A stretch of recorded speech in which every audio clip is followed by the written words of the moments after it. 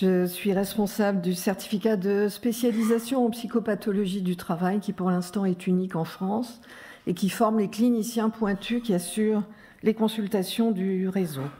Alors je voudrais d'abord avoir une pensée pour Max parce que je suis sûre qu'il est là et qu'il nous écoute. Et tant pis si les psychiatres présents pensent que je suis atteinte d'un syndrome du déni. Je ne suis pas prête à rompre le dialogue intérieur avec lui pour l'instant.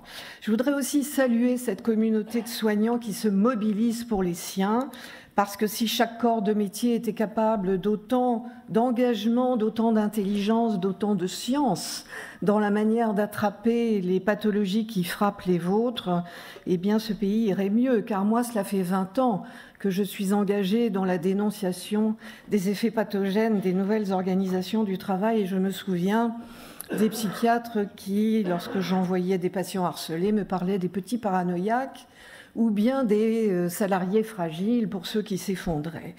Alors, je voudrais quand même rappeler que si nous sommes là aujourd'hui, c'est parce que le travail est central dans la préservation de la santé, non seulement de chacun d'entre nous, mais aussi de notre société. Et que ce travail est devenu bien malade dans sa manière d'être effectué sur le terrain, et que c'est lui, ce travail en mode dégradé, qu'il faut réparer si nous voulons réparer nos soignants. En tout cas, on l'a vu, considérer le soignant qui décompense comme quelqu'un de fragile est une aberration et aussi une maltraitance théorique. Le soignant qui décompense est une sentinelle, je vous rejoins tout à fait sur le terrain de cette affaire-là, qui annonce en premier, probablement parce qu'il est celui qui est le plus engagé dans l'exécution du soin, dans les règles de métier et dans les valeurs de l'art, qui annonce l'atteinte des autres. Et il faut donc approcher les soignants en burn-out de façon systémique, en se demandant comment vont les autres et quand ils vont craquer. C'est pourquoi la psychopathologie du travail est en fait la psychopathologie des violences collectives, celle des nouvelles organisations du travail, mais aussi celle des chaos qui agitent notre société et qui, malheureusement, des attentats à d'autres intervenants sont le lot commun des soignants dans nos systèmes de santé. En psychopathologie du travail, nous parlons de deux familles. La famille des pathologies de surcharge, et je ne vous apprends rien en y casant bien évidemment l'épuisement professionnel, mais aussi les pathologies de la solitude, car c'est ce que vous avez tracé, vous tous, depuis ce matin, l'isolement des soignants à l'hôpital et encore plus dans leur cabinet.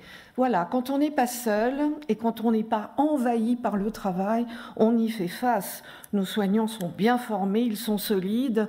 Quant à ceux qui évoquent les failles infantiles, je rappellerai qu'on ne devient pas soignant parce qu'on a eu une enfance heureuse et que le métier qu'on choisit est celui qui nous permet bien évidemment de dépasser ces failles infantiles et de les travailler. Alors, si un clinicien digne de ce nom ne pourra pas vous dire que le type de décompensation ne dépend que du travail, bien sûr, il dépend aussi de la structure psychique de chacun d'entre nous, mais c'est quand même une rencontre entre une personnalité individuelle et une organisation du travail spécifique.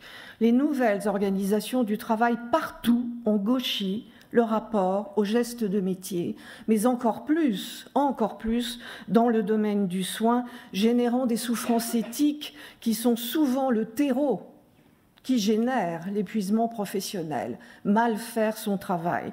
Quand on sait qu'une infirmière ne consacre plus que 10% de son temps aux soins, on se demande vraiment à quoi servent tous les autres gestes qu'on lui inflige. Cette grammaire chiffrée, cette procéduralisation, cette certification qui a envahi le travail de tous, de la caissière qui scanne 1 tonne par heure jusqu'à l'infirmière qui regarde davantage l'écran de son ordinateur que le patient à qui il demande à combien il a mal, nous sommes tous atteints par malheureusement cette pathologie dramatique de notre civilisation. Et donc, vous vous en doutez, les prises en charge que nous proposons à ces soignants doivent être tout aussi novatrices. Il s'agit bien de refaire du soignant malade un soignant averti. Averti de quoi ? De la spécificité des organisations du travail, parce qu'il faut qu'il apprenne à les décoder, de la spécificité des chiffres des enquêtes épidémiologiques SUMER qui sont faites tous les 6 ans et qui recoupent parfaitement, monsieur, les chiffres que vous avez énoncés tout à l'heure. On le sait, elles sont prédictives pour les 23 millions de salariés. La dernière, 2016, les chiffres vont être catastrophiques et soulignent tous que ce dont souffre le salarié français, c'est de la dégradation de la qualité de son travail.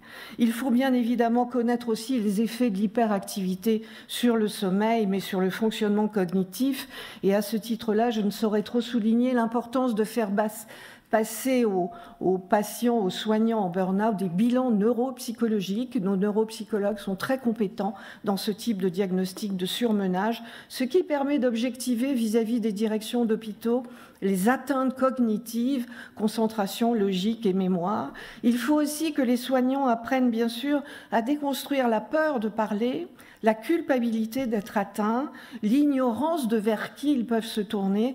Et pour cela, il faut donc des cliniciens particulièrement formés aux stratégies médico-administratives, à la connaissance des lois, des différentes réglementations, de puissants coordinateurs de la prise en charge, permettant effectivement d'alerter immédiatement le médecin conseil, le médecin du travail, le médecin généraliste traitant quand il y en a quand même un, et puis d'assurer la circulation des écrits faisant le lien entre l'état de santé et le travail dans les règles de ce type de certificat, bien entendu. C'est pourquoi le réseau Souffrance et Travail va apporter son concours à la formation de ces primo-écoutants de terrain pour mailler encore davantage le territoire.